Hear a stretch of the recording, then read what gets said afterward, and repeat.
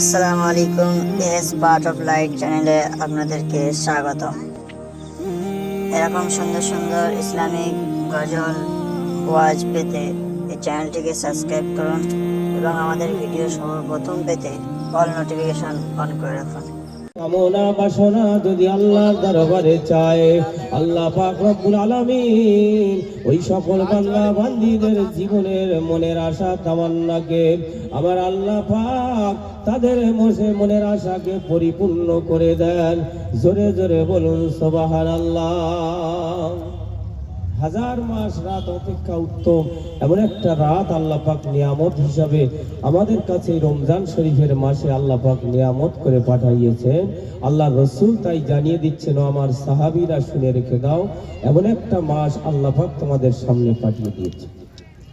আল্লাহ নবী আরো জানালেন, আমার সাহাবারা শুনে রেখে দাও, জেনে রেখে দাও, এই রমজান শরীফের মাসে যদি কোনো আল্লাহ পাকের বান্দা বান্দি যদি একটা সুন্নত যদি আদায় করে, অন্য মাসে 170টা ফরজ আদায় করার সমপরিমাণ সওয়াব আল্লাহ নামায় দান করেন। জোরে বলুন সুবহানাল্লাহ।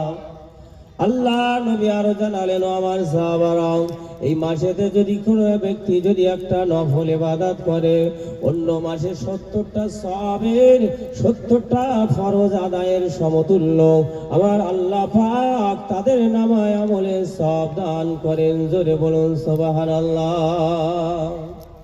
সেই মাস আমাদের সামনে আসবে বাপ, তাহলে কত বড় নিয়ামত আল্লাহ পাক এই রমজান শরীফের মাসে সমস্ত রোজাদার বান্দাদেরকে আল্লাহ পাক, মুমিন বান্দাদেরকে আল্লাহ পাক রুজি রিজিককে বাড়িয়ে দিয়ে থাকেন। একবার জোরে বলুন সুবহানাল্লাহ।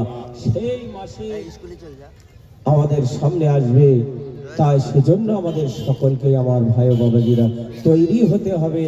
সে রমজান শরীফের মাস, আল্লাহ পাকের হুকুম, আল্লাহ পাক কলেমা, আমি আপনি মুসলমানের ঘরে জন্মগ্রহণ করেছি, কলেমা আমাকে আপনাকে পড়তে হবে। মুসলমান হতে গেলে আগে ইমানের কলেমা পড়ে আমাকে আপনাকে ইমান গ্রহণ করতে হবে, ইমান আনতে হবে। তারপরে পরে নামাজ আমাকে আপনাকে মুসলমান হিসাবে আল্লাহর হুকুম ফরজ নামাজ আমাকে আপনাকে আদায় করতে হবে। তারপর কলেমা, নামাজ, তারপর হলো আমার আপনার জন্য এই রমজান শরীফের রোজা, এটা আল্লাহ পাকের পক্ষ থেকে আমার আপনার জন্য ফরজ করেছেন। এই ফরজ আদায় যে থেকে যদি আমি আপনি বঞ্চিত হয়ে যাই, আল্লাহর হুকুমকে তরক করে থাকি, আল্লাহর কাছে আমরা মুখ দেখাতে পারবো না। আল্লাহ পাক রব্বুল আলামিন আমাদেরকে এই রমজান শরীফের মাসে যেমন রোজা রাখা ফরজ করে দিয়েছেন, তদ্রূপ আমার আপনার যদি তেমন আওকাত থাকে, সমর্থন থাকে, আমাকে আপনাকে যাকাত দিতে হবে এবং হজ করতে হবে।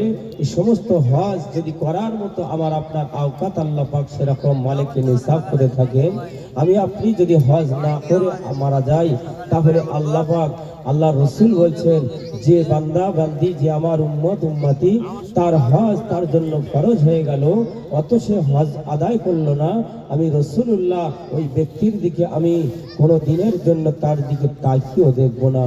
তাহলে কত বড় একটা শাস্তিজনক কথা।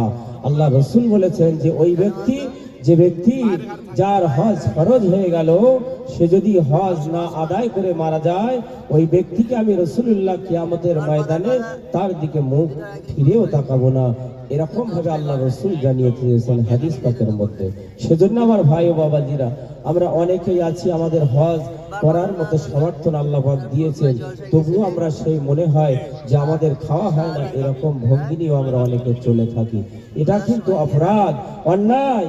এটা আপনি আমি মানুষের কাছে লুকিয়ে থাকতে পারবো, কিন্তু মহান আল্লাহ পাক রব্বুল আলামিনের দরবারে আমি আপনি ধরা পড়ে যাব। আল্লাহ নবী সাহাবাদেরকে নিয়ে বললেন, আমার সাহাবারা, সামনে তোমাদের এমন একটা মাস, বরকতপূর্ণ নিয়ামতপূর্ণ মাস আল্লাহ পাক তোমাদের কাছে নাজিল করবেন, আবির্ভূত হবে, যে মাসেতে আল্লাহ পাকের সারা বছর ধরে আল্লাহ পাকের দয়ার জান্নাতকে আল্লাহ পাক সাজিয়াতে থাকেন।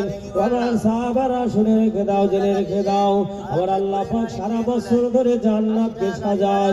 ওই সমস্ত জান্নাতে যারা যাবেন, ওই সমস্ত জান্নাত রমজান শরীফের মাস যখন আগমন হবে, শুরু হবে, আল্লাহ পাকের আরশে আজিমের উপরে এমন ভাবে আকাশের মারমার ধ্বনি আওয়াজ হতে থাকবে। আল্লাহ পাকের জান্নাতের ফেরেশতারা বলতে থাকবে, ইয়া আল্লাহ রাব্বুল আলামিন, এ কি ব্যাপারে, কি আশ্চর্য আওয়াজ আমরা শুনতে পাই। আল্লাহ পাক ওই সময়তে বলবেন, ও জান্নাতের ফেরেশতারা শুনে রেখে দাও, ও জান্নাতের